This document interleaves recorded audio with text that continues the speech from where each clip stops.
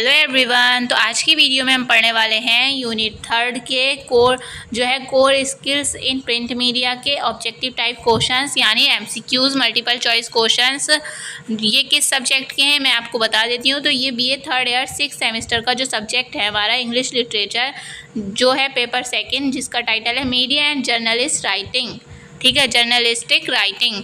तो इसका हमारा यूनिट 1 और इसका कॉन्सेप्ट एमसीक्यू हम पहले ही कवर कर चुके हैं। यूनिट 2 की भी कॉन्सेप्ट वाली वीडियो और एमसीक्यू वाली वीडियो पहले ही आ चुकी है। और यूनिट 3 में भी एमसीक्यू वो कॉन्सेप्ट वाली वीडियो पहले ही अपलोड हो चुकी है, जिसका लिंक पूरी प्लेलिस्ट मिल जाएगी। वहाँ पर आपको सारी वीडियो मिल जाएंगी, जिसका लिंक आपको डिस्क्रिप्शन में मिल जाएगा, वहाँ से आप देख सकते हैं। ठीक है, वीडियो के डिस्क्रिप्शन में जाकर प्लेलिस्ट सेव कर लें, वहाँ पर सारी वीडियो अपलोड भी होती रहेंगी और मिलती भी रहेंगी आपको। ठीक है, तो हमारा यूनिट 3 है core skills in print media. इसमें लगभग 80 क्वेश्चन है, जिसमें से 40 क्वेश्चंस हम आज कवर करेंगे और 40 क्वेश्चन नेक्स्ट वीडियो में कवर करेंगे, जिसका लिंक आपको डिस्क्रिप्शन में मिल जाएगा।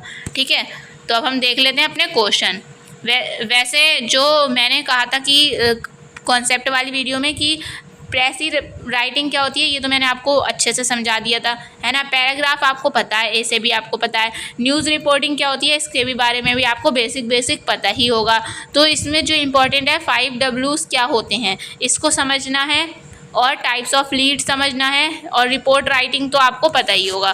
तो ये दो कॉन्सेप्ट भी हम वीडियो के क्वेश्चंस जब आएंगे इसमें तभी हम समझ जाएंगे, मतलब क्वेश्चंस पढ़ते पढ़ते ही ये 5W क्या होता है और लीड्स क्या होता है ये हम समझ लेंगे।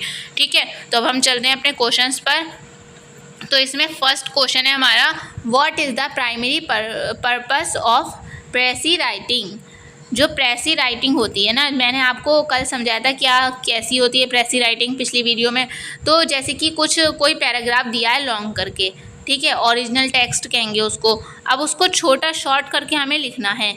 ठीक है, मीनिंग चेंज नहीं होना चाहिए और वो क्लियरिटी होना चाहिए और कुछ छूटना भी नहीं चाहिए। इस पैराग्राफ को मान लिया ये 12 लाइंस का है, तो लगभग 4 लाइंस में हमें इसको लिखना है और शॉर्ट करके, मतलब अपनी लैंग्वेज में, इजी लैंग्वेज में लिखना है। और इतना अच्छे से लिखना है कि जो समझे उसको अच्छे से समझ में आ जाए, मतलब पढ़ने वाले को अच्छे से समझ में आ जाए, और साथ साथ मीनिंग भी चेंज ना हो। जो मीनिंग यहाँ निकल कर आ रहा है वहीं यहाँ पर निकल के आना चाहिए। सारांश कह सकते हैं एक टाइप से, है ना। तो छोटा करके संक्षिप्त रूप कहते हैं, उसे कहते हैं प्रेसी राइटिंग। ठीक है, तो इसमें देख लेते हैं पर्पस क्या होता है, प्राइमरी पर्पस, उद्देश्य क्या होता है प्रेसी राइटिंग का। तो फर्स्ट है ऑप्शन में टू इंक्रीज वर्ड काउंट को इंक्रीज करता है, तो ये तो होगा नहीं, है ना। डिक्रीज होता तो हम लगा भी सकते थे। बी है टू समराइज अ पैसेज, एक पैसेज को समराइज करता है, समरी लिखवाते हैं उसका, तो यही इसका आंसर होगा। आगे ऑप्शन पढ़ने की ज़रूरत नहीं। जैसे ही हम समरी लिखते हैं किसी लॉन्ग टॉपिक की, है ना, उसी की तरह होता है प्रेसी राइटिंग भी। तो इसका यही उद्देश्य होता है कि पैसेज की समरी लिखना। ठीक है, तो आंसर हो जाएगा इसका B. To add personal opinion, ये तो आंसर होगा नहीं, अपनी राय को ऐड करना ये भी नहीं होगा, है ना। टू इंक्लूड इररेलेवेंट डिटेल्स, ये भी नहीं होगा, है ना। तो आंसर हो जाएगा इसका B, to summarise a passage. Next है हमारा question number 2, how does precis differ from a summary. Summary जो है प्रेसी और समरी में अंतर बताना है कि इस प्रेसी समरी से कैसे अलग होती है। ऑप्शन है इसमें ए, प्रेसी इज़ लॉन्गर, प्रेसी क्या लॉन्ग होती है। बी है प्रेसी इंक्लूड्स पर्सनल ओपिनियन, प्रेसी में पर्सनल ओपिनियन होते हैं, तो ये तो बिल्कुल नहीं होगा। मैंने कल ही बताया था कि प्रेसी में हम अपने खुद के राय को नहीं उसमें ऐड कर सकते हैं, ना। सी है precis focus on the main idea, जो प्रेसी है वो मेन जो आइडिया होता है उस पर फोकस करती है। डी है प्रेसी ओमिट्स द कंक्लूजन, जो प्रेसी है वो क्या कंक्लूजन मतलब निष्कर्ष को छोड़ देता है, तो ये तो इसका आंसर होगा नहीं। इंक्लूड्स पर्सनल ओपिनियन, ये भी इसका आंसर नहीं होगा। लॉन्गर वाला भी इसका आंसर नहीं होगा। इसका आंसर होगा C, precis focus on the main idea. जो प्रेसी होती है उसका पूरा का पूरा फोकस मेन आइडिया पर होता है कि जो पैराग्राफ है उसमें मेन आइडिया क्या है। ठीक है, नेक्स्ट है हमारा question number 3, what skill does precis writing enhance, यानी प्रेसी लेखन क्या कौशल बढ़ाता है। प्रेसी लेखन अगर हमें आता है तो उससे क्या होता है, किस टाइप का स्किल्स हमारी बढ़ती है।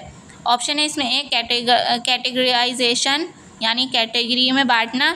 बी है राइमिंग, सी है एनालिटिकल एंड समराइजेशन, विश्लेषण करना, ठीक है, एनालिटिकल एंड समराइजेशन और संक्षेपण करना। डी है टाइपिंग स्पीड। तो टाइपिंग स्पीड का तो बिल्कुल कनेक्शन नहीं है इससे, है ना, इसका आंसर होगा सी। हमारा इस कौन सी स्किल्स बढ़ती है अगर हमें प्रेसी राइटिंग हम सीखते हैं या फिर हमें आती है तो एनालिटिकल एंड समराइजेशन करना हमें अच्छे से आ जाता है ना। नेक्स्ट है हमारा question number 4, what is the primary purpose of the paragraph in writing. ठीक है, राइटिंग में जो मतलब क्या हुआ इनका, लिखित में जो राइटिंग में एक पैराग्राफ का प्राथमिक उद्देश्य क्या होता है, प्राइमरी पर्पस क्या होता है ये बताना है पैराग्राफ का। ऑप्शन है इसमें A, to confuse the reader, जो रीडर है पढ़ने वाला उसको कंफ्यूज करना, भ्रमित करना। बी है to present a complete idea, एक पूर्ण विचार प्रस्तुत करना, एक कंप्लीट आइडिया देना। सी है to use as many words as possible, एक मतलब अधिक से अधिक शब्दों का यूज़ करने के लिए। डी है टू रिपीट इन्फॉर्मेशन, जानकारी को दोहराने के लिए, रिपीट करने के लिए। तो फोर्थ का हमारा आंसर होगा B, to present a complete idea, पूर्ण रूप से आइडिया हो जाता है। अगर हम पैराग्राफ को देखते हैं तो हमें, जैसे कि मान लो हम रिपोर्टिंग की इसमें बात कर रहे हैं तो न्यूज़पेपर से लेके चलते हैं। न्यूज़पेपर में हम हेडलाइन पढ़ते हैं, हमें थोड़ा आइडिया होता है, उसके बाद उसका लीड होती है, मतलब थोड़ी सी जानकारी और हमें मिलती है उससे, फिर होता है एक पूरा पैराग्राफ, पूरी बॉडी, है ना। तो अगर हम पैराग्राफ पूरा पढ़ेंगे तो हमें उस न्यूज़ के बारे में पूरी की पूरी जानकारी हो जाती है, तो कंप्लीट आइडिया देता है जो पैराग्राफ होता है, ठीक है। तो आंसर हो जाएगा इसका बी। नेक्स्ट है हमारा question number 5, what role does a concluding sentence play in a paragraph, यानी एक पैराग्राफ में एक समापन वाक्य जो हम निष्कर्ष की क्या भूमिका होती है, कॉन्क्लूजन जो होता है हमारा, कॉन्क्लूजन निकालते हैं, कॉन्क्लूडिंग निष्कर्ष जो निकालते हैं उसका क्या भूमिका रहती है एक पैराग्राफ में, ठीक है। पहले पैराग्राफ की बॉडी आती है, लास्ट में उसका निष्कर्ष निकालते हैं। हर चीज़ में हम ऐसे वगैरह में भी देखते हैं तो कॉन्क्लूजन वगैरह हम लिखते हैं, है ना। तो उसका क्या रोल होता है, ऑप्शन है इसमें A, introduce the main idea, main idea को इंट्रोड्यूस करना, वो नहीं होता है। मेन आइडिया को इंट्रोडक्शन में हम इंट्रोड्यूस करवाते हैं, इंट्रोडक्शन भी और लीड भी कह सकते हैं, तो ये तो होगा नहीं, है ना। बी है प्रोवाइड्स अ समरी प्रोवाइड करना। सी है प्रेजेंट सपोर्टिंग डिटेल्स जो है सहायक विवरण उसको प्रस्तुत करना, ये भी आंसर नहीं होगा। डी है कंटेंट्स इररिलेवेंट इंफॉर्मेशन होगा ये लिखा हुआ, ठीक है, इन यानी जो अलग इन्फॉर्मेशन को प्रस्तुत करना अप्रासंगिक होता है मतलब। तो फिफ्थ का हमारा आंसर होगा बी, प्रोवाइड अ समरी, जो लास्ट में हमारा कंक्लूजन निष्कर्ष होता है वो एक समरी प्रोवाइड करता है शॉर्ट में, ठीक है। तो आंसर हो जाएगा इसका बी। नेक्स्ट है हमारा question number 6, how does paragraph की बात हो रही है यहाँ पर। पैराग्राफ राइटिंग कंट्रीब्यूट यानी योगदान देता है टू इफेक्टिव कम्युनिकेशंस, यानी जो पैराग्राफ है वो प्रभावी संचार में कैसे योगदान देता है, किस टाइप से इसका योगदान रहता है हमारा कम्युनिकेशन में। ऑप्शन है इसमें A, by using complex vocabulary, जटिल कठिन वोकेबलरी का यूज़ करके, यानी कठिन शब्दों का यूज़ करके, तो ये तो आंसर होगा नहीं हमारा, है ना। बी है बाय इंक्लूडिंग अननेसेसरी डिटेल्स, बिना जिसकी आवश्यकता नहीं है, बिना ज़रूरत वाली डिटेल्स को ऐड करता है, ये भी इसका आंसर नहीं होगा। सी है बाय प्रेजेंटिंग आइडियाज कोहेरेंटली, यानी जो है क्या करता है विचारों को सुसंगत रूप से प्रस्तुत करके। डी है bye avoiding a logical flow को अवॉइड करके, तार्किक प्रवाहों से बचकर। तो 6 का हमारा आंसर होगा सी, बाय प्रेजेंटिंग आइडिया कोहेरेंटली, यानी सुसंगत रूप से ठीक तरीके से क्या करता है आइडिया को प्रेजेंट करता है जो हमारा पैराग्राफ होता है, ठीक है। तो आंसर यही हो जाएगा इसका सी। नेक्स्ट है हमारा question number 7, what is the purpose of the essay introduction. Essay introduction यानी जो एसे हम लिखते हैं निबंध, ठीक है, उसमें इंट्रोडक्शन का उद्देश्य क्या होता है, निबंध परिचय का उद्देश्य क्या है। ऑप्शन है इसमें A, to conclude the essay, जो एसे लिख रहे हैं उसको समाप्त करने के लिए, तो ये तो होगा नहीं हमारा, इंट्रोडक्शन की हमारी बात हो रही है इसमें। बी है to engage the reader and present the thesis, यानी पाठक को संलग्न करने और थीसिस पेश करने के लिए। सी है to list supporting details, supporting details को लिस्ट करने के लिए, सूचीबद्ध करने के लिए, तो ये भी आंसर नहीं होगा। डी है to provide a detail analysis, यानी विश्लेषण करना उस चीज़ का, तो ये भी इसका आंसर नहीं होगा। इसका आंसर होगा B, to engage the reader and present the thesis, तो आंसर क्या हो जाएगा इसका बी। नेक्स्ट है हमारा question number 8, how does essay writing contribute to critical thinking, निबंध लेखन महत्वपूर्ण सोच में कैसे योगदान देता है, यानी निबंध लेखन के बारे में मतलब ऐसे जो होता है वो कैसे हमें सोचने में कैसे योगदान देता है। ऑप्शन है इसमें A, bye avoiding logical reasoning, बिल्कुल नहीं, लॉजिकल रीजनिंग को अवॉइड करके, तार्किक तर्क से बचकर। बी है bye presenting only personal opinion, सिर्फ पर्सनल ओपिनियन को पेश करके, मतलब पर्सनल राय को पेश करके, तो ये भी इसका आंसर नहीं होगा। सी है bye exploring ideas and arguments in depth, यानी गहराई से एक्सप्लोर करना, किसको, आइडियाज़ को, आर्ग्यूमेंट को, है ना। डी है बाय यूजिंग कॉम्प्लेक्स वोकेबलरी, कठिन जटिल शब्दावली का यूज़ करना, तो ये भी इसका आंसर नहीं होगा। इसका आंसर हो जाएगा सी, कैसे योगदान देता है हमें ऐसे राइटिंग कि कोई भी आइडिया है या कोई आर्ग्यूमेंट है उसको डेप्थ में एक्सप्लोर करना, समझना, ठीक है, तो विचारों और तर्कों को गहराई से खोज कर समझना, तो यही इसका आंसर होगा सी। नेक्स्ट है हमारा question number 9, what is the ideal length of an essay thesis statement, यानी जो निबंध का जो है उसकी स्टेटमेंट की आदर्श लंबाई क्या होना चाहिए। ऑप्शन है इसमें ए 1 वर्ड, बी 1 सेंटेंस, सी 1 पैराग्राफ, डी 1 पेज, तो 9th का हमारा आंसर होगा बी 1 सेंटेंस, ठीक है। Ideal length of an essay thesis statement की कितनी लेंथ होना चाहिए, 1 सेंटेंस लगभग, तो आंसर हो जाएगा इसका बी। नेक्स्ट है हमारा question number 10, what is the primary purpose of headline in a news report, news report देखी होगी, न्यूज़ पेपर तो देखा ही होगा आपने, उसमें हेडलाइन पढ़ी होती है, मोटे मोटे वर्ड से इंट्रोड्यूस करवाया जाता है कि किस बारे में न्यूज़ लिखी है ना, तो मोटे मोटे वर्ड से जो लाइंस होती हैं न्यूज़पेपर में वो होती हैं हेडलाइन कहलाती हैं, क्या कहलाती हैं, हेडलाइन, ठीक है। तो उसका उद्देश्य क्या होता है हेडलाइन का, तो वो बेसिक सा हमें उस टॉपिक के बारे में एक वर्ड या 2-3 वर्ड में हमें बताती हैं कि हाँ ये किस बारे में टॉपिक है। जैसे कि महंगाई बढ़ रही है तो हेडिंग होगी महंगाई बढ़ी, तो इससे हमें आइडिया हो जाता है इस पैराग्राफ के अंदर क्या लिखा होगा, महंगाई के ही बारे में सब लिखा होगा, कैसे बढ़ी, क्या क्या हुआ, है ना, तो वो होती है हेडलाइन। तो हेडलाइन क्या प्राइमरी पर्पस क्या है इसका, ये देख लेते हैं। ऑप्शन है इसमें A, to provide background context information, यानी जो क्या प्रोवाइड करता है, ये बैकग्राउंड इंफॉर्मेशन जो होती है उसको प्रोवाइड करता है।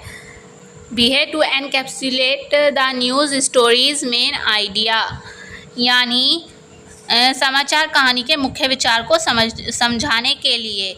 सी है टू लिस्ट द ऑथर्स क्रेडेंशियलिटी, यानी क्रेडेंशियल मतलब क्रेडेंशियल्स, यानी जो लेखक की साख को सूचीबद्ध करने के लिए।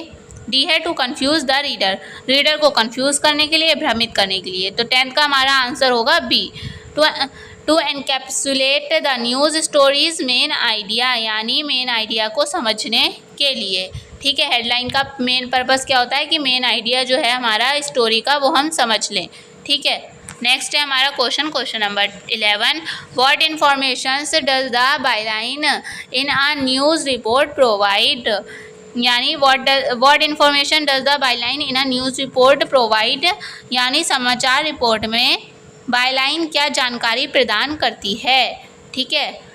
ऑप्शन है इसमें A, contact details of the author, author का कॉन्टैक्ट डिटेल्स। बी है a summary of the news story, news story की समरी को प्रोवाइड करता है।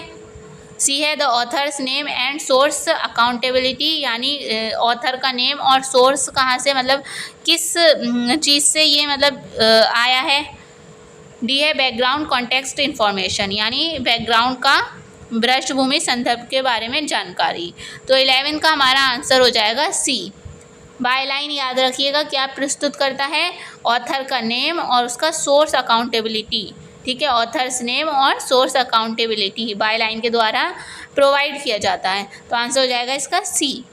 नेक्स्ट है हमारा question number 12, what does the body of a news report typically include, जो हमारी बॉडी होती है न्यूज़ की, ठीक है, उस पे आम तौर पर क्या शामिल होता है उसकी बॉडी में। ऑप्शन इसमें ए ऑथर्स बायोग्राफी, ऑथर की बायोग्राफी होती है तो ये तो होगा नहीं, है ना, जो लिखने वाला है उसकी बायोग्राफी थोड़ी ना होती है।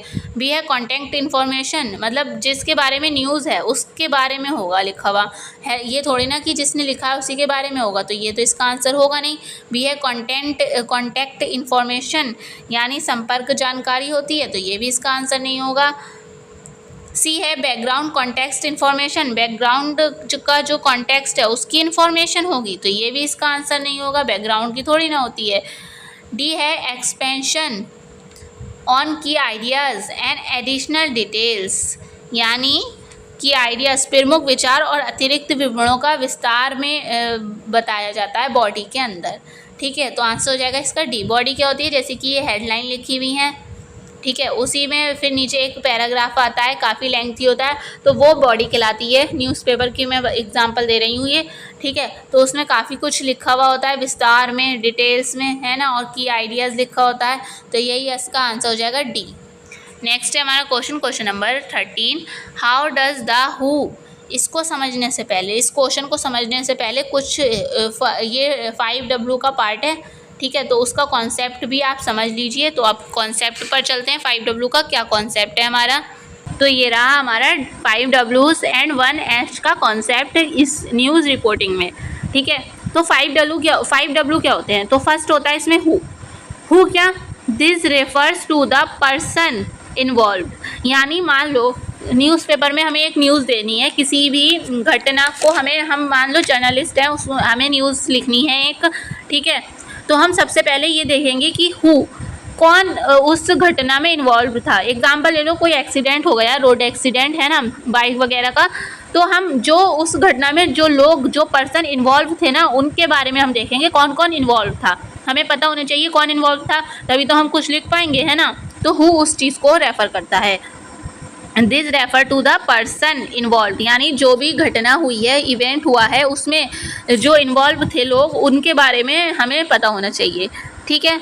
नेक्स्ट है हमारा W, वेयर यानी कहाँ।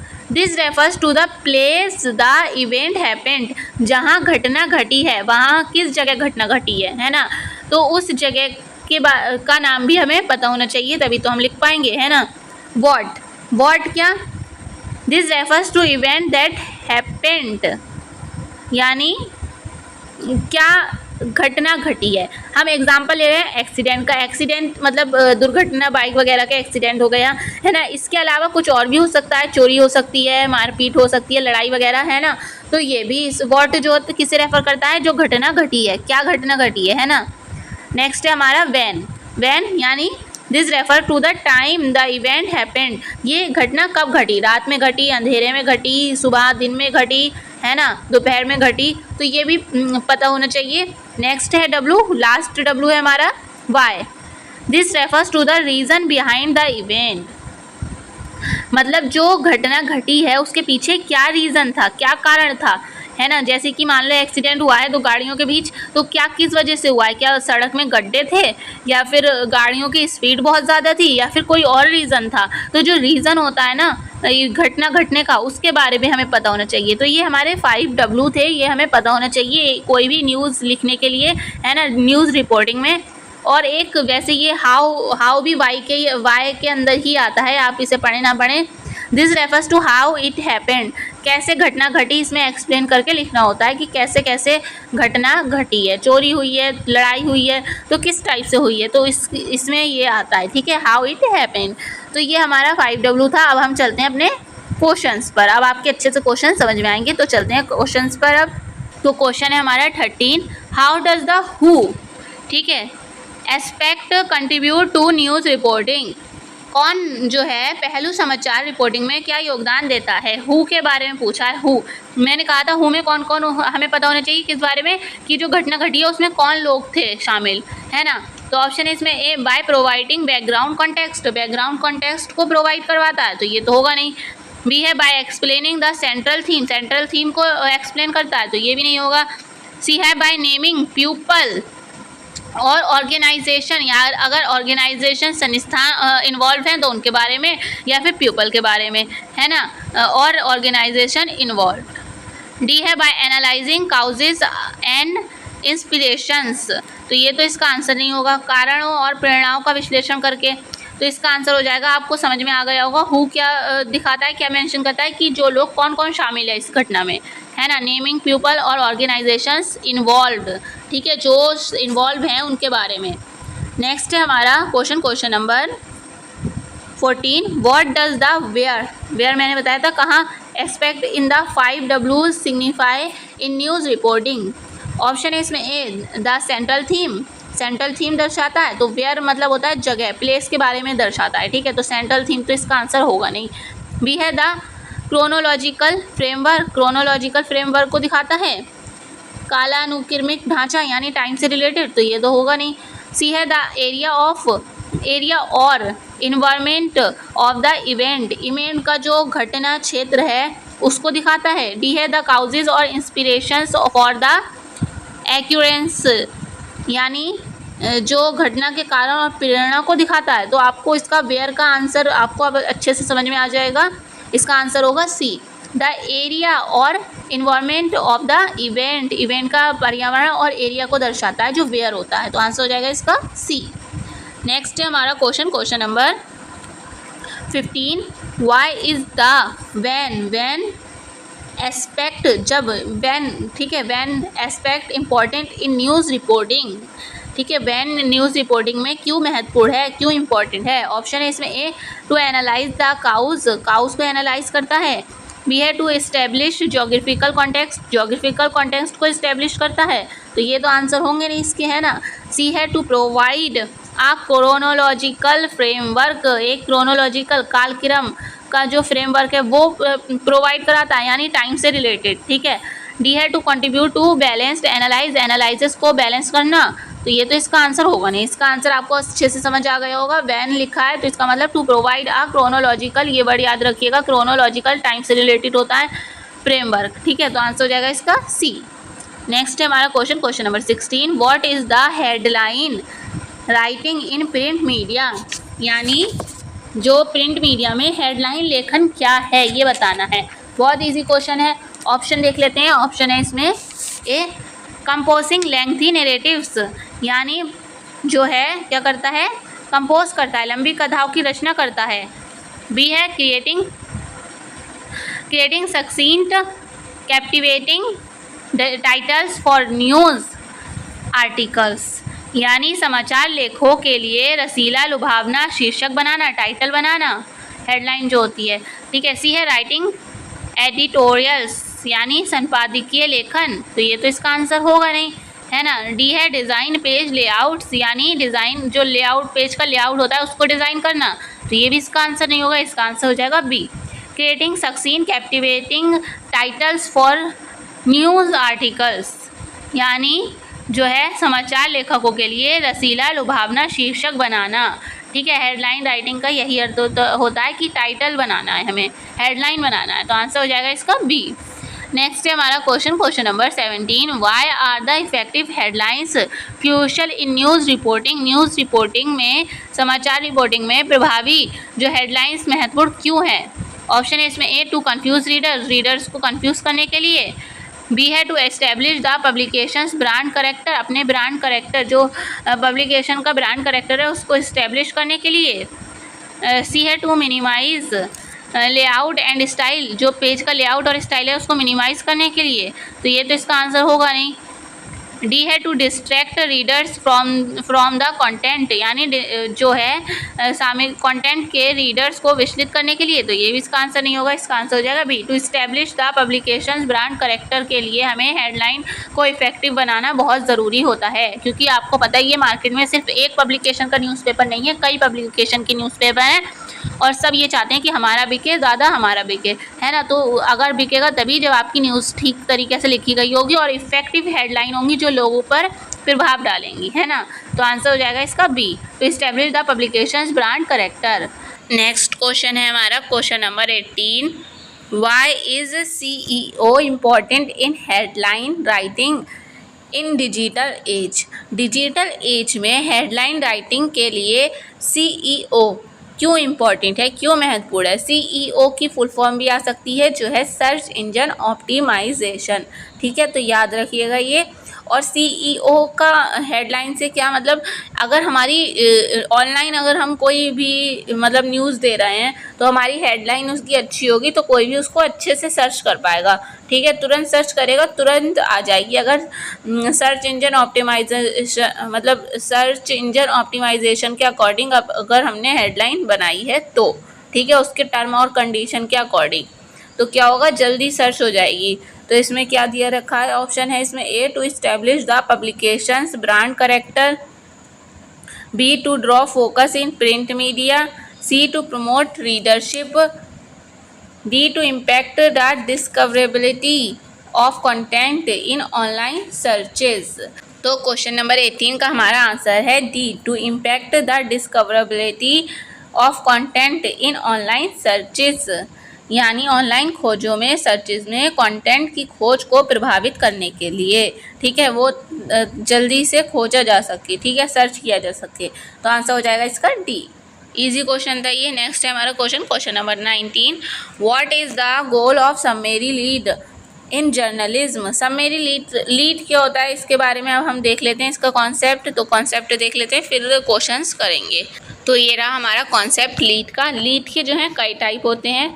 ठीक है, न्यूज़पेपर देखा होगा आपने, न्यूज़पेपर में जो फर्स्ट पेज का जो हेडलाइन होता है, सबसे ज़्यादा मतलब प्रभावित न्यूज़ जो होती है बड़े बड़े अक्षरों में लिखी गई, वो होती है लीड। जैसे कि इस पेज में आप देख सकते हैं, ये लीड कहलाएगी क्योंकि ये इस पेज की मेन न्यूज़ है ना, और सबसे बड़े बड़े अक्षरों में ये लिखी गई है, तो ये होगी इस पेज की लीड। ऐसी हर पेज की मतलब न्यूज़पेपर के हर पेज की अपनी लीड होती है, और न्यूज़ की भी एक लीड होती है। न्यूज़ की लीड कौन सी होती है, जैसे कि ये आप देख सकते हैं, ये बाईलाइन मतलब इसमें ऑथर वगैरह के बारे में आ जाता है, डेट लाइन भी आ जाती है, फिर आता है लीड। 3-4 लाइनें होती हैं लीड के अंदर, उसमें इंट्रो दिया जाता है न्यूज़ का। ठीक है, हेडलाइन तो आपको पता ही है, बॉडी आती है, आपको बॉडी के बारे में बताया, कैप्शन फोटो के नीचे कैप्शन दे रखा होता है, वो भी पता है आपको, है ना। तो लीड क्या होता है, बेसिक इंट्रो होता है थोड़ा बहुत न्यूज़ के बारे में कि न्यूज़ किस बारे में है। ठीक है, 3-4 लाइनों का, तो ये होता है लीड। और लीड न्यूज़पेपर में जो हर न्यूज़ का जो ये भी एक पेपर है, इसमें लीड क्या है, इसमें ये रही लीड। ठीक है, जैसा कि इसमें दे रखी है, ये पूरी न्यूज़ दे रखी है और उसके एक कोने में यहाँ पर लीड दे रखी है, डार्क हाईलाइट भी कर रखी है, तो ये होती है न्यूज़ की लीड। हर पेज की भी लीड होती है और एक न्यूज़ की भी लीड होती है। जैसा कि इस न्यूज़पेपर में ये इस पेज की फ्रंट पेज की लीड है, बड़े बड़े अक्षरों में लिखा गया है, पर उस न्यूज़ की भी लीड कहाँ है, वो रही ये।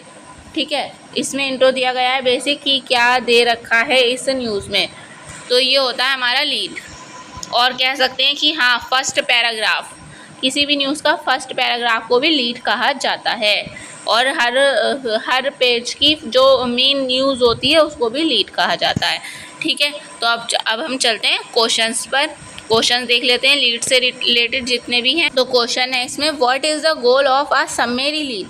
समरी लीड इन जर्नलिज्म, मैंने बताया जो न्यूज़ होती है उसका जो फर्स्ट पैराग्राफ होता है ना, तो वो इंट्रो होता है बेसिक, और वही लीड कहलाता है न्यूज़ का। ठीक है, तो इसमें बताना है इसका गोल क्या है, उसका उद्देश्य क्या होता है, इसका लक्ष्य क्या होता है। तो ऑप्शन है इसमें, to minimise the use of details का विवरण का उपयोग को कम करना, तो ये तो इसका आंसर होगा नहीं। बी है टू कन्फ्यूज़ रीडर को भ्रमित करना, ये भी नहीं होगा। सी है to provide a detail account of the narrative जो है उसके बारे में डिटेल मतलब कथा का एक विस्तृत विवरण प्रदान करने के लिए। डी है to rapidly provide readers with the most important information, सबसे महत्वपूर्ण जानकारी के साथ पाठकों को तेज़ी से प्रदान करने के लिए। ठीक है, जो सबसे न्यूज़ की सबसे इम्पॉर्टेंट जो इंफॉर्मेशन है उसको हाईलाइट करके दिखाना ही लीड कहलाता है। तो आंसर हो जाएगा इसका डी। ठीक है, सबसे महत्वपूर्ण जानकारी के साथ रीडर्स को तेज़ी से प्रदान करने के लिए, जो सबसे महत्वपूर्ण इन्फॉर्मेशन है उस पूरी न्यूज़ की, तो आंसर हो जाएगा इसका डी। नेक्स्ट है हमारा question number 20। What is the purpose of anecdotal lead in news reporting. Anecdotal lead क्या होती है, ठीक है, ये बताना है। तो एनेक्डोटल लीड मतलब जो एग्जाम्पल और स्टोरी के साथ जो लीड दी गई होती है ना न्यूज़ में, क्या कोई कहावत दे दी जाती है या फिर कोई एग्जाम्पल दे दिया जाता है या स्टोरी दे दी जाती है न्यूज़ के किसी भी पैराग्राफ में, तो वो होती है एनेक्डोटल लीड। ठीक है, जिससे क्या होता है, इंटरेस्ट बढ़ता है। जो पाठक होता है, रीडर होता है, पढ़ने वाला, उसका इंटरेस्ट आता है उसमें। अगर वो कहावत या स्टोरी एग्जाम्पल दिया होता है तो आगे की न्यूज़ पढ़ने में उसको क्या होता है, इंटरेस्ट आता है। तो देख लेते हैं ऑप्शन है इसमें A, to outline important details महत्वपूर्ण विवरणों का रेखांकित करना। बी है to minimise the use of details, मतलब जो डिटेल्स के उपयोग को कम करने के लिए। सी है to captivate readers attention with a brief story. Brief मतलब होता है छोटी से छोटी संक्षिप्त स्टोरी। ठीक है, मतलब एक संक्षिप्त कहानी के साथ पाठकों का ध्यान आकर्षित करने के लिए। डी है to confuse readers with irrelevant anecdotes, यानी अप्रासंगिक उपाख्यानों के साथ पाठकों को भ्रमित करने के लिए, कंफ्यूज करने के लिए। तो ये तो इसका आंसर होंगे नहीं। इसका आंसर हो जाएगा C, to captivate readers attention with a brief story. एक छोटी सी स्टोरी के साथ रीडर्स जो पढ़ने वाले हैं उनका अटेंशन पाने के लिए दी होती है लीड। ठीक है, आंसर हो जाएगा इसका सी। नेक्स्ट है हमारा question number 21। How does a lead question engage the audience in news reporting. ठीक है, एक क्वेश्चन दे रखा होता है न्यूज़ में कि हाँ क्या इस टाइप से ये होना चाहिए, कोई भी मतलब किसी टाइप का भी क्वेश्चन हो सकता है ना, और क्वेश्चन आंसर लगा होता है। तो उससे क्या होता है, ऑप्शन है इसमें A, by providing all the answer up front, यानी सभी उत्तर प्रदान करके। मतलब ये दर्शकों को कैसे इंगेज करता है ये बताना है। तो by providing all the answer up front, यानी सभी उत्तर प्रदान करके। बी है by sparking curiosity with a question, एक प्रश्न के साथ जिज्ञासा को बढ़ाकर, चिंगारी देकर। सी है बाय मिनिमाइजिंग रीडर्स इंगेजमेंट, यानी पाठक को इनकम मतलब मिनिमाइज मतलब कम इंगेज करके। डी है bye avoiding questions all together, यानी पूरी तरह से सवालों से बचने के लिए। तो 21 का हमारा आंसर होगा B, by sparking curiosity with a question, यानी एक प्रश्न के जिज्ञासा को चिंगारी देकर।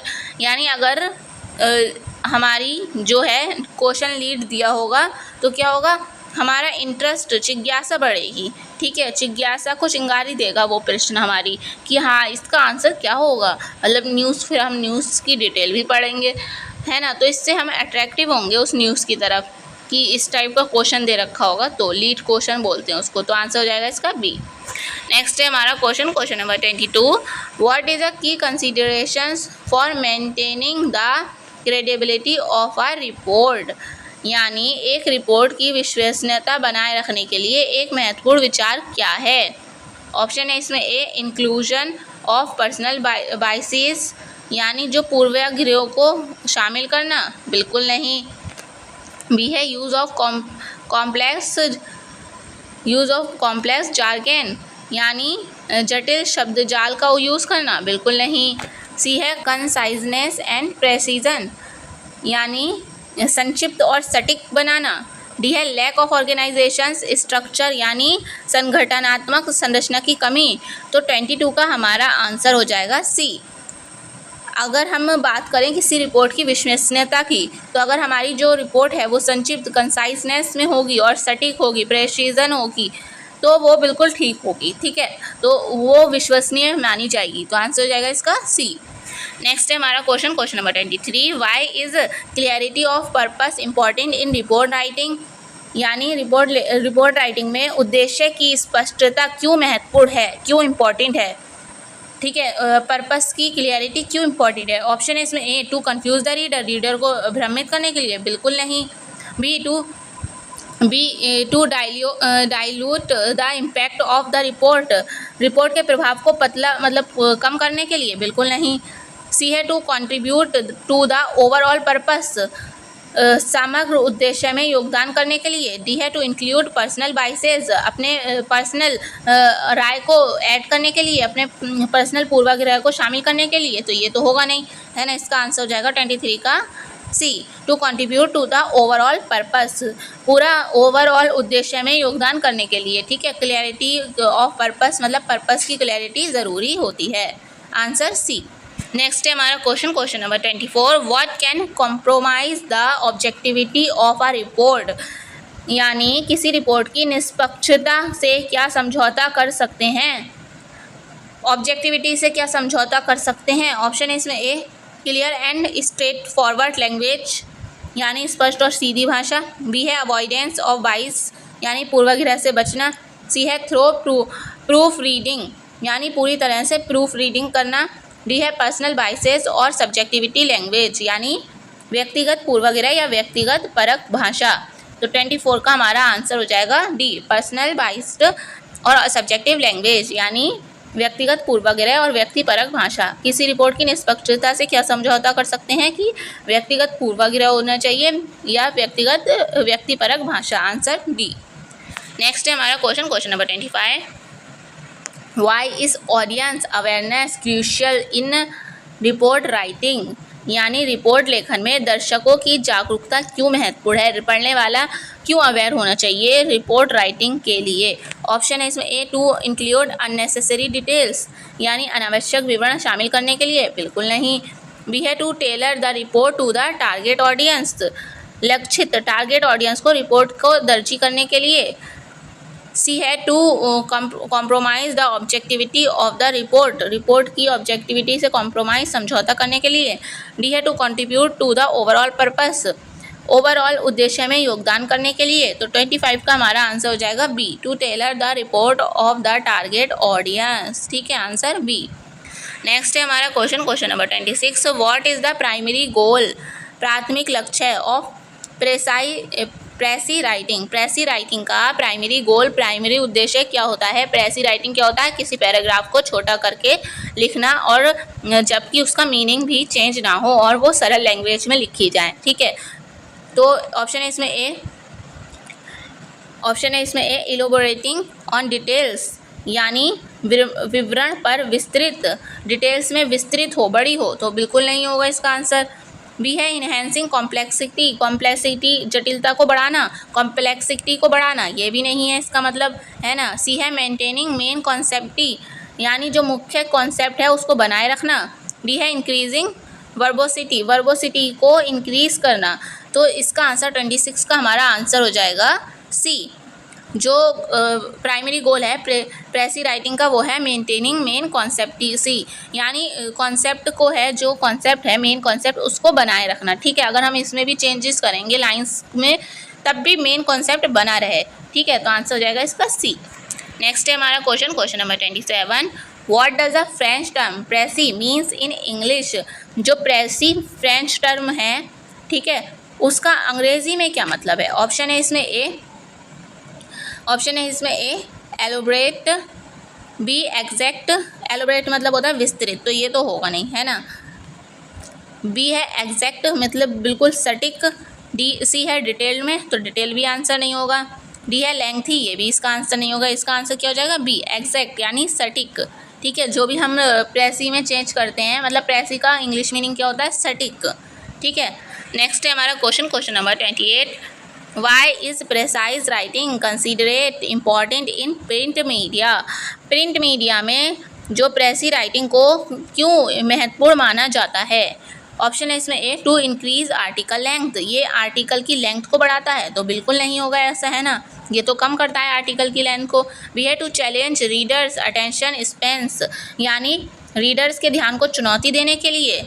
डी है to condense information without compromising clarity, यानी समझौते के किए बिना जानकारी के लिए संक्षेप में स्पष्टता, यानी हम उसको उसको समझौता भी ना करें और जानकारी को शॉर्ट भी करके क्लियरिटी भी दे दें, ठीक है। डी है to introduce extraneous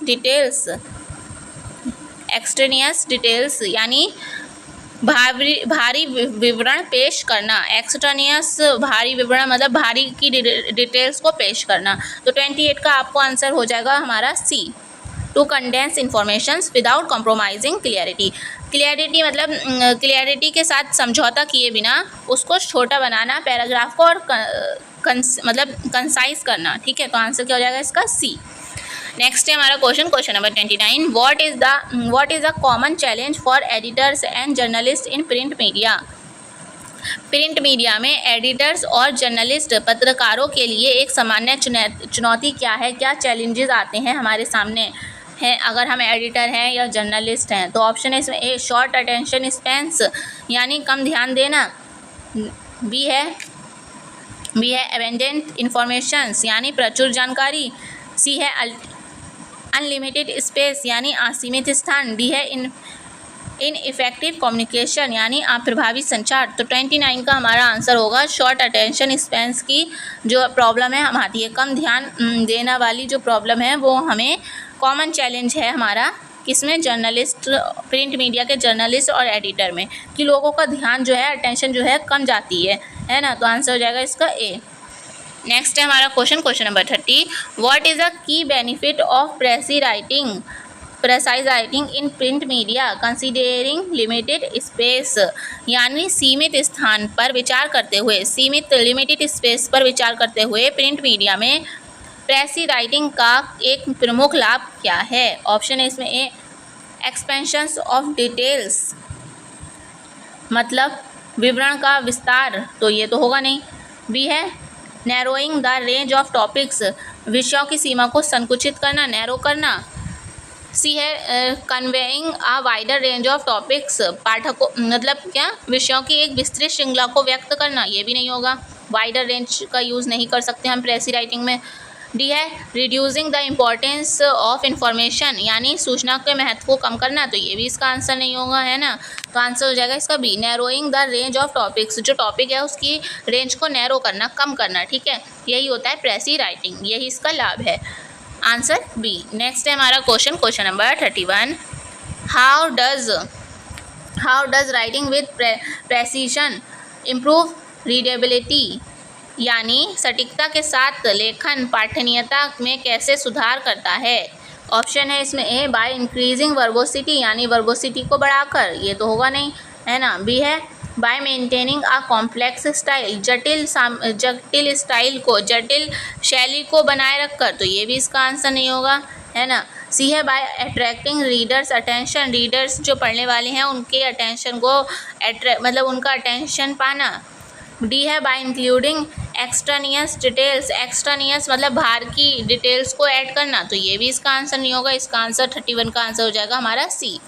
bye attracting readers attention यानी रीडर्स का ध्यान आकर्षित करके। ठीक है, राइटिंग कैसे इम्प्रूव कर सकते हैं रीडेबिलिटी को प्रेसी राइटिंग के द्वारा, कि हमारा जो रीडर्स हैं उनका आकर्षण ज़्यादा बढ़ता है अगर हम प्रेसी राइटिंग करते हैं तो। ठीक है, नेक्स्ट है हमारा question number 32, why is a precis writing particularly crucial in the digital age, digital age में प्रेसी राइटिंग क्यों इम्पॉर्टेंट है, क्यों महत्वपूर्ण है। ऑप्शन है इसमें A due to the abundance of information यानी जो सूचना की प्रचुरता के कारण, सूचना के बहुत ज़्यादा होने के कारण। बी है because online readers prefer lengthy content यानी क्योंकि ऑनलाइन जो रीडर्स होते हैं वो लंबी कंटेंट को पसंद करते हैं, तो ये तो होगा नहीं इसका आंसर बिल्कुल भी। सी है as it promotes complexity in writing, जो जटिलता है उसको बढ़ावा देने के लिए, ये भी इसका आंसर नहीं होगा। डी है because readers tend to avoid skimming through content यानी क्योंकि पाठक कंटेंट के माध्यम से स्कीमिंग से बचते हैं। तो 32 का हमारा आंसर हो जाएगा इसका A due to the abundance of information सूचना की प्रचुरता के कारण। ठीक है, इंफॉर्मेशन के अधिकता के कारण जो है प्रेसी राइटिंग जो है डिजिटल एज में इम्पॉर्टेंट हो जाती है। तो आंसर क्या हो जाएगा इसका ए, क्योंकि लोग कम छोटी न्यूज़ ही पढ़ना पसंद करते हैं ज़्यादा लॉन्ग के कंपैरिजन में। ठीक है, तो आंसर हो जाएगा इसका A due to the abundance of information. Next है हमारा question number 33, what does careful considerations while writing a summary involve यानी एक सारांश लिखते समय सावधानी पूर्वक विचार किया करता है। मतलब क्या करना चाहिए हमें सावधानी पूर्वक विचार। तो ऑप्शन है इसमें ए, इंक्लूडिंग एक्सट्रेनियस डिटेल्स, यानी जो एक्सट्रेनियस डिटेल्स होती हैं, बाहरी डिटेल्स, उनको इंक्लूड करना चाहिए। बी है डिसरिगार्डिंग की कॉन्सेप्ट, प्रमुख अवधारणाओं की अवहेलना करना चाहिए। सी है preserving the author's tone, author's tone को मतलब लेखक के स्वर को संरक्षित करना चाहिए। डी है अवॉइडिंग क्लियरिटी एंड ब्रेविटी, यानी स्पष्टता और संक्षिप्तता से बचना चाहिए। तो 33 का हमारा आंसर हो जाएगा सी।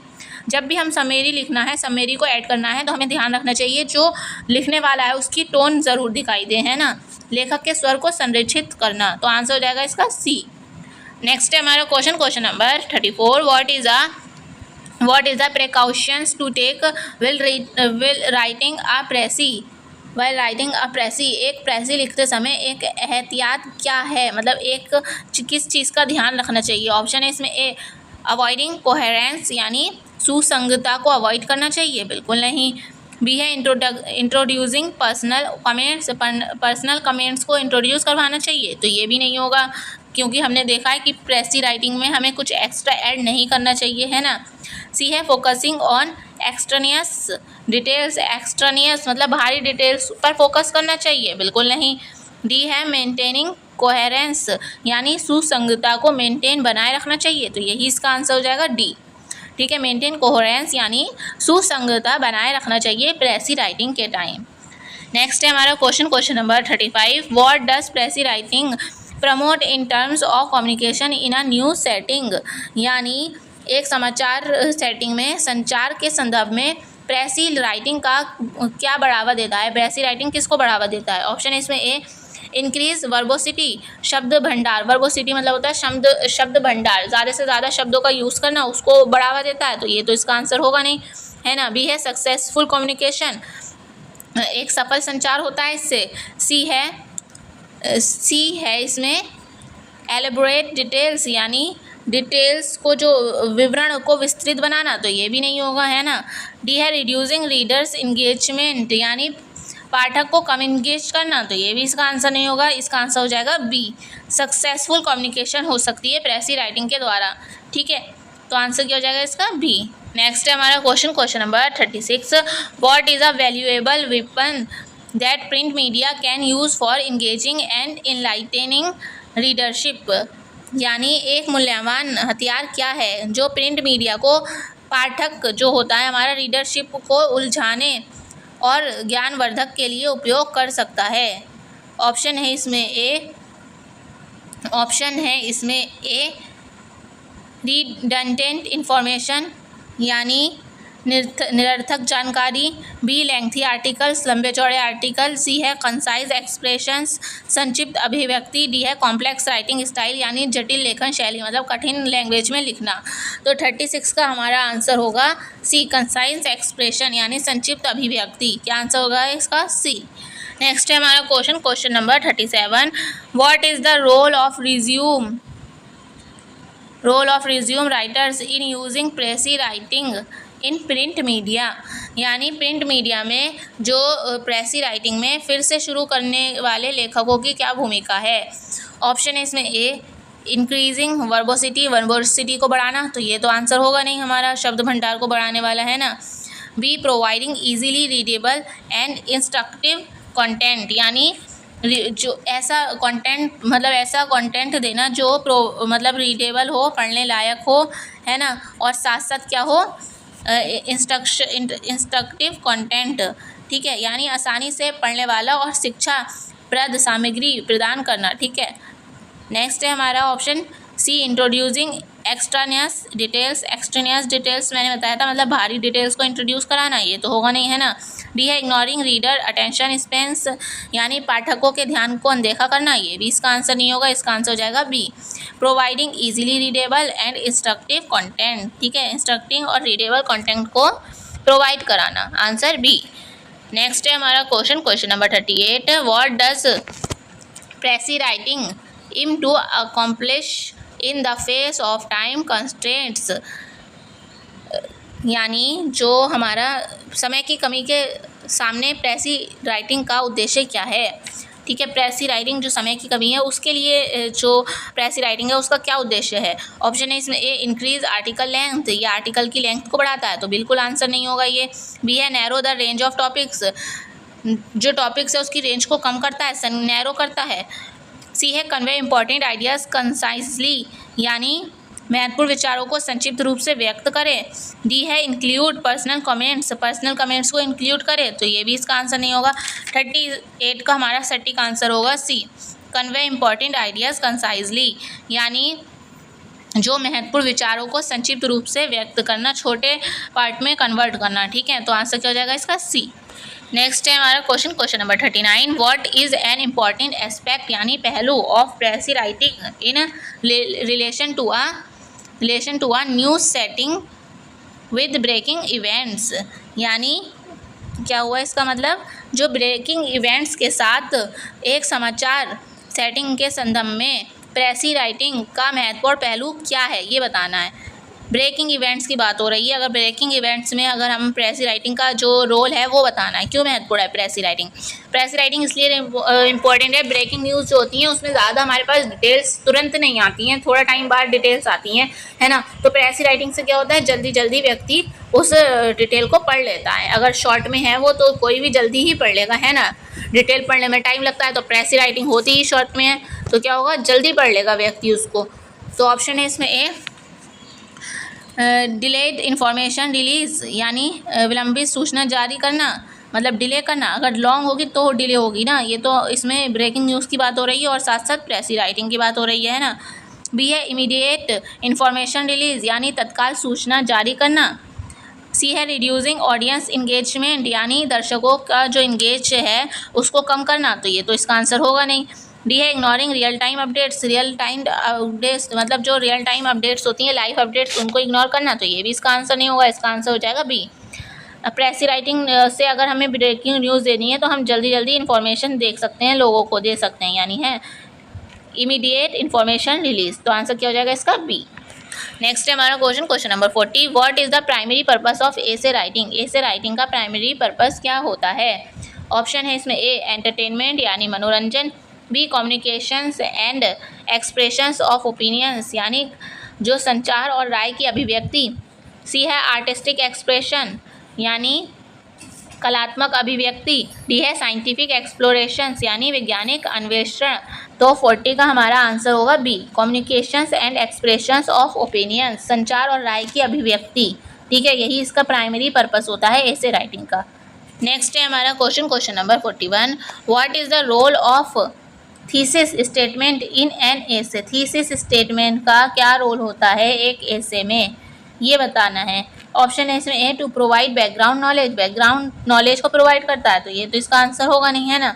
बी है टू प्रेजेंट एविडेंस, जो एविडेंस होते हैं, जो प्रूव होते हैं, उनको प्रेजेंट करता है। सी है to summarise the main point और आर्ग्यूमेंट, जो आर्ग्यूमेंट है, जो घटना घटी है ना, या फिर जो भी उसके मेन पॉइंट्स हैं उनको दिखाता है, उनको दर्शाता है, समराइज करता है, यानी संक्षेप में प्रस्तुत करता है। डी है टू ऑफर अ कंक्लूजन, यानी निष्कर्ष को पेश करता है। तो 41 का हमारा आंसर हो जाएगा सी।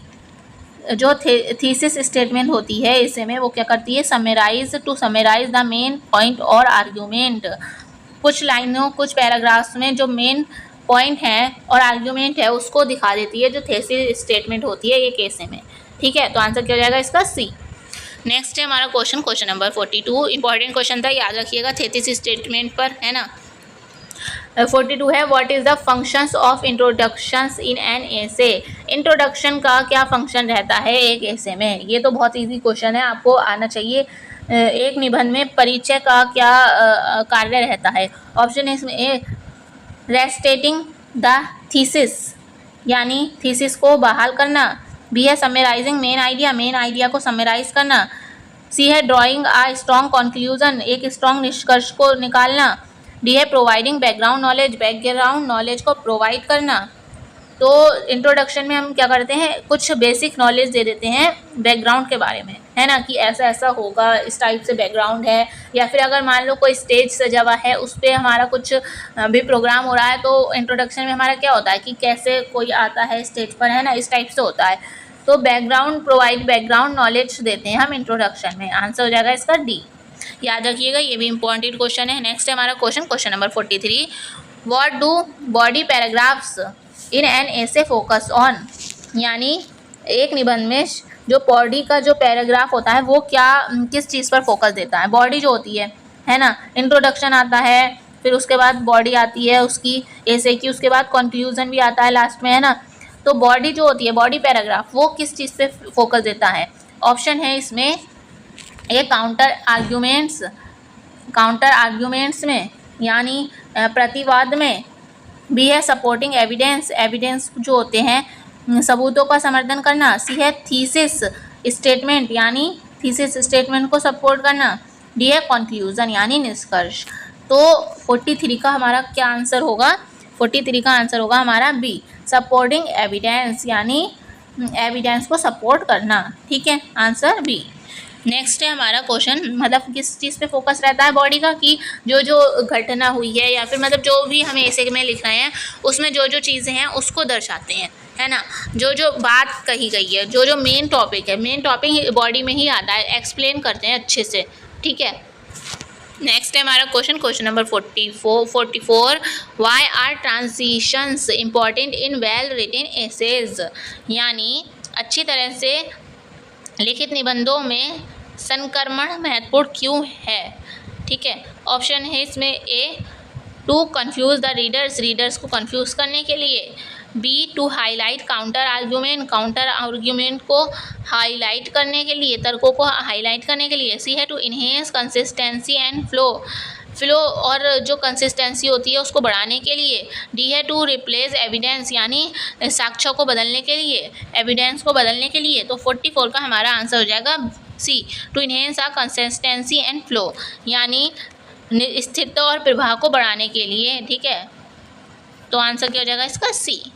नेक्स्ट है हमारा क्वेश्चन नंबर 45, ये हमारा लास्ट क्वेश्चन है इस वीडियो का। What enhances the credibility and persuasiveness of an essay, यानी एक एसे की विश्वसनीयता और दृढ़ता को बढ़ावा देता है। क्या बढ़ावा देता है? एक क्या चीज़? विश्वसनीयता और दृढ़ता को। ऑप्शन है इसमें ए काउंटर आर्ग्यूमेंट, प्रतिवाद। बी एनालाइज एंड इंटरप्रिटेशन, यानी एनालाइज विश्लेषण और व्याख्या करना। सी है ट्रांजिशंस, यानी संक्रमण करना। डी है सपोर्टिंग एविडेंस मतलब को समर्थन करना, उसका सपोर्ट करना। तो 45 का हमारा आंसर है डी, सपोर्टिंग एविडेंस। क्या होता है? क्रेडिबिलिटी और परसुएसिवनेस को दिखाने का मतलब विश्वसनीयता और दृढ़ता को बढ़ावा देने का मतलब क्या होता है कि एविडेंस को सपोर्ट करता है। सपोर्टिंग एविडेंस यानी समर्थन करता है साक्ष्यों को, है ना। अगर हमारे जो साक्ष्य हैं, जो भी हमारा प्रूफ्स हैं, वो अगर ठीक होंगे तो कोई भी विश्वास करेगा ही न्यूज़ पर, है ना। तो आंसर क्या हो जाएगा इसका डी। तो ये हमारा लास्ट क्वेश्चन था इस वीडियो का। अब बाकी के 45 क्वेश्चन हम नेक्स्ट वीडियो में कवर कर लेंगे, है ना। और इसका PDF आपको टेलीग्राम ग्रुप पर मिल जाएगा, वहीं पर आंसर मिल जाएंगे। वीडियो थोड़ी भी हेल्पफुल रही हो तो प्लीज़ वीडियो को लाइक ज़रूर कर दिएगा और शेयर भी ज़रूर कर दिएगा, ठीक है। तो अब मिलते हैं नेक्स्ट वीडियो में। Thank you for watching.